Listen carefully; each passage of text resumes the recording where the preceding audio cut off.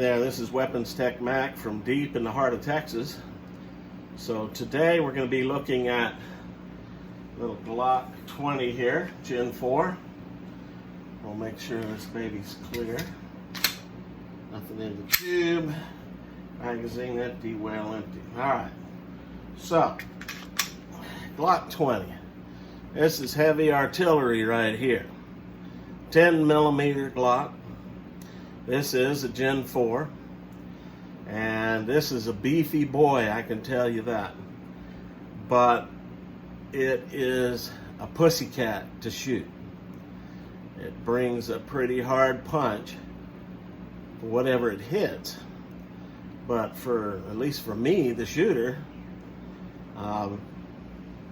it's pretty easy. Recoil's not bad, and it's very easy to keep on target. So we're going to kind of go over this Glock 20. I've had it for about 2 years, and what are some things I've done to this particular Glock? Not a whole lot. I've got the standard factory sights. The only thing really that I've done to it is I've put Talon grips. I pretty much do that on all of my sidearms, my pistols, and that makes me be able to hold on to it a little better. Now, this does have the big back strap. I've got medium-sized hands, but yeah, artillery right here. I'll tell you, the 10 packs a punch, and Glock in this particular thing, 15+1. Are you kidding me? I don't know if there's anything that can top that. 15+1.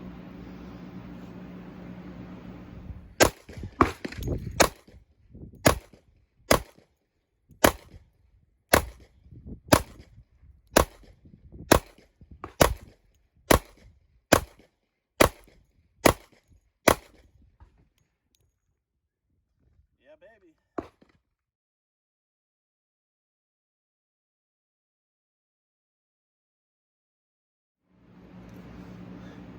Okay, so we got back from the range. I went yesterday afternoon, and you know, one of the bad things about owning several pistols is you want to give them a run and, you know, work through it. So any range time, I'm typically taking out at least 6 firearms.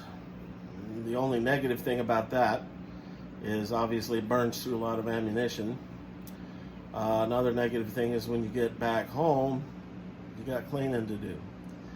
Now, I've gotten to the point now that I don't mind cleaning my firearms, although I still don't like cleaning revolvers.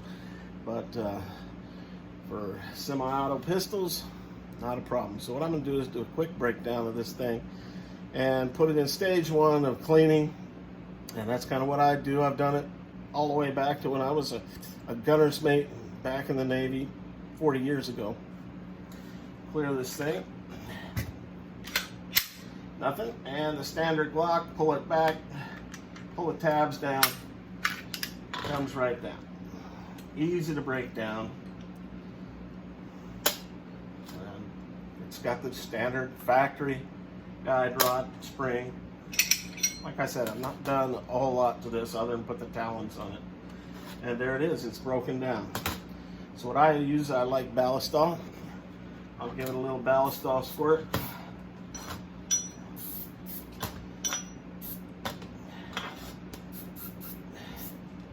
And then I'll run a brush up through this barrel. Ballistol in it and just let her soak. And then I'll come back a little later and start cleaning this guy out.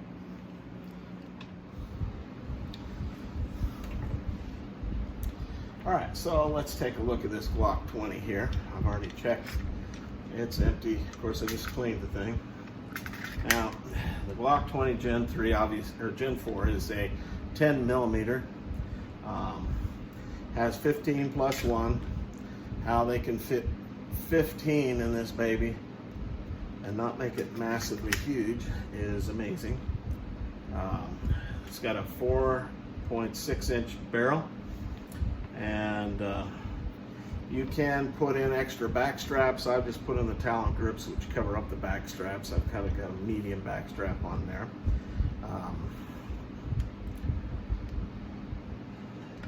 You get two 15-round magazines with the General Gen 4 Glock 20.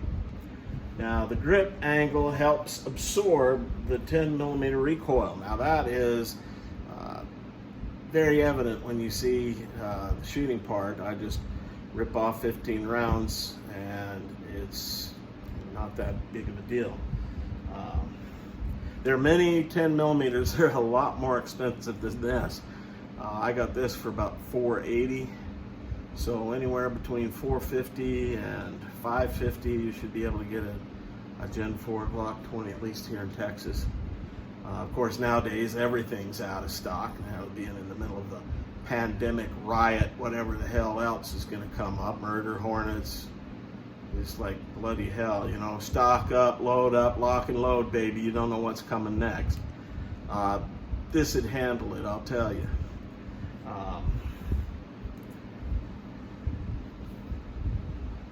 It is easy to manage. That's one of the cool things about this. Now, recoil really doesn't bother me that much. I'm a kind of a fat, beefy guy, and it's over 60, so I'm starting to get the old man hands, and sometimes a little arthritis creeping in. But now this, I enjoy shooting this. Heck, I've got a 460 Smith & Wesson 460 mag, and I enjoy shooting that. I used to have a Taurus Raging Bull 454. All those are fun to shoot. You know, the pistol that I hate shooting the most is a Polish P64. That little bugger, that is just wears my hand to a frazzle. But anyway, I digress. The 10mm, it's easy to maintain. It was quick and easy to take apart, put together. If you know the few little tricks of your gun, this one had that weird little thing that I had to push that trigger latch down in a little bit to help it go on. Each gun kind of has its own little characteristics sometimes, and this one has that. It has low bore access, which helps tame the recoil. So you can see the bore access is in good shape to be able to tame the recoil. There's a lot of aftermarket support for this, all kinds of gadgets and crap you can put on it. Like I said, I haven't put much of anything other than the Talon grips. I've still even got the old standard plastic factory sights. I mean, it's extremely accurate just with these things, and sometimes I don't like to mess with a good thing. Of course, they use this up into the high country, bear country, carry it around. This will take down a bear. At least that's what I hear. It is a large gun. It weighs in just over 30 ounces, and when it's loaded, 30 ounces when it's loaded, and it's 1.27 inches wide with a height of about 5.5 inches and the length of about 8 inches. And it has a 5.5 pound trigger pull, pretty much the standard Glock trigger. I've not done anything to the trigger. And hey, this baby is a beastie, but it's not that hard to control, and it is extremely accurate. What I'm going to do now is show you kind of the difference between this guy and a Glock 17 Gen 4 and a Glock 32, which is the same basic size as a Glock 19 and a Glock 26. I'll have them side by side so you can get the idea. This is a beastie boy. So we'll go to that end. All right, so let's take a look at the difference between these guys. This is the Glock 20, and of course that's 10mm. So let's compare it with the Glock 17 Gen 4. So you can tell the 20 is quite a bit bigger. It's a little bit thicker.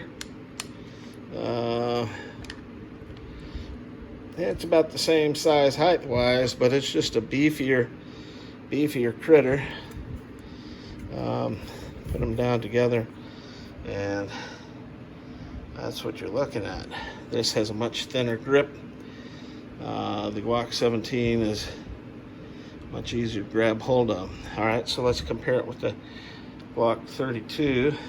which is basically your same thing as a Glock 19.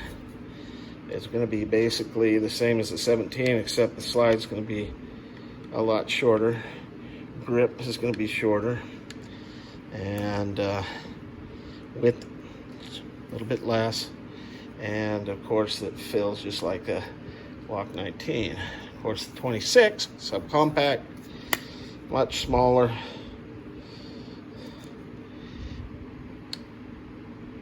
This camera is not quite working the way I need it.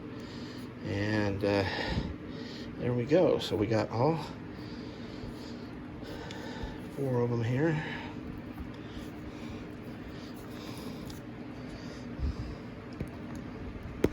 Get a little hands on here, do a little better than what that tripod's trying to do to us. So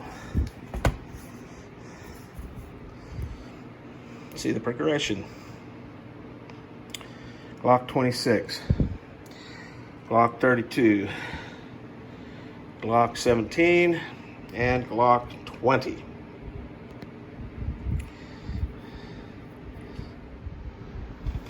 Okay, so this is kind of my wrap up on the Glock 20 10mm, and I highly recommend it.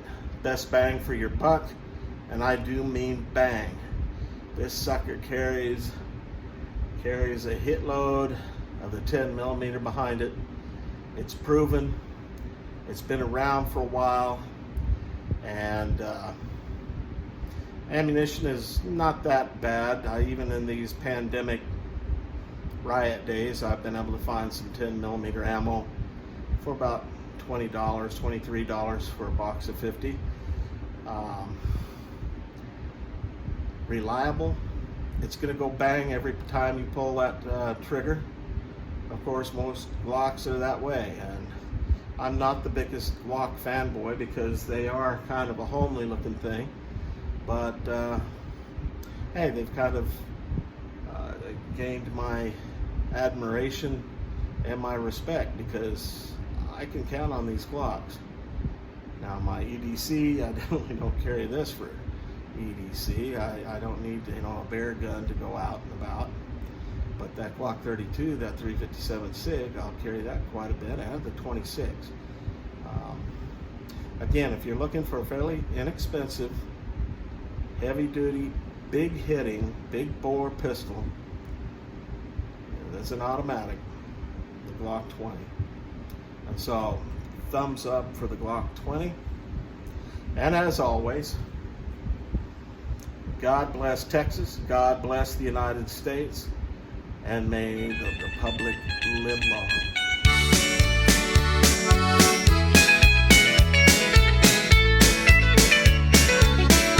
I came